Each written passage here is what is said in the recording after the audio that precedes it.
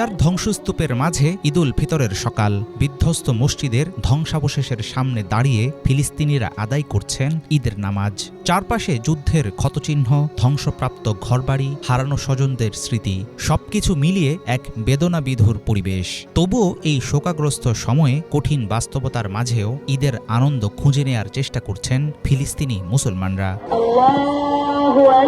বিশ্বজুড়ে দেশে দেশে যখন চলছে ঈদ উৎসবের সমারোহ, তখন পুরনো দিনের ঈদের কথা মনে করে দীর্ঘশ্বাস ফেলেন গাজার বাসিন্দারা। অবরুদ্ধ উপত্যকার প্রাণকেন্দ্রে একটি আশ্রয় শিবিরে অস্থায়ী দোকানে কাজ করে ফিলিস্তিনি শিশু আবু আইশা।